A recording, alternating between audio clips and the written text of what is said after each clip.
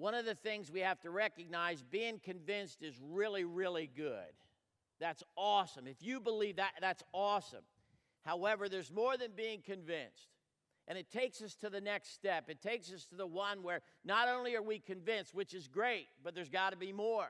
Because we could say, well, you know what, I'm saved.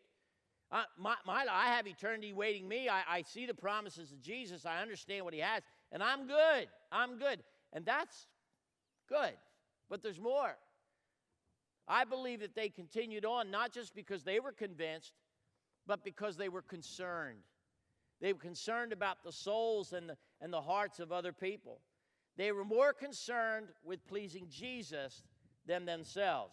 They were concerned more for lost souls than their own convenience. They were more concerned about the well-being of others than their own ease and comfort. It took them from their experience of salvation, of understanding who Christ is, but being concerned with those who do not yet and did not yet know him. How do we know that? Well, in Galatians 5:6, that Paul writes these words. It says this, the only thing that counts is faith expressing itself in love. So he's convinced, but he's also concerned. And then in Philippians 2:4, look not only to your own interest, but to the interests of others. And he calls us to that. Being convinced, which I hung on a lot because it's the foundation of who we are, that's really good.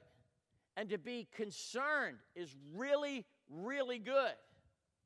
However, there's got to be more. That's just not enough for us in these things. Here's why. It is possible for you and I to sit at home and know our salvation. It's possible to sit there and watch the news and be really concerned for other people. As we look upon what's taking place with rioting in America, and I can't imagine you godly people aren't concerned about that.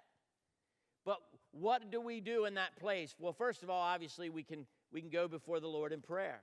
These guys were not only convinced, not only were they concerned, but they're committed. They're committed to the call of salvation and the message of faith in Christ Jesus. That no matter what, they were going to be carrying out their ministry. Is it stupid? No, it's something. It is something. They were convinced, they were concerned, and they were committed. How do we know they were committed?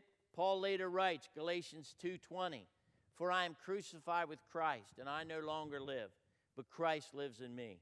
The life I live in the body, I live by faith in the Son of God who loved me and gave himself for me. I'm crucified with Christ. That's a commitment. That's a commitment that they have in that place. Paul later writes to the Philippian church 3:10 and 11, I want to know Christ and the power of his resurrection, the fellowship of sharing in his suffering and becoming like him in death, and so to amazingly attain the resurrection of the dead. To somehow, he's using that word like it's amazing that I will have the resurrection of the dead in my life. That's a commitment they carry there. So again, the three words of the day is they're convinced, they're concerned, and they're committed.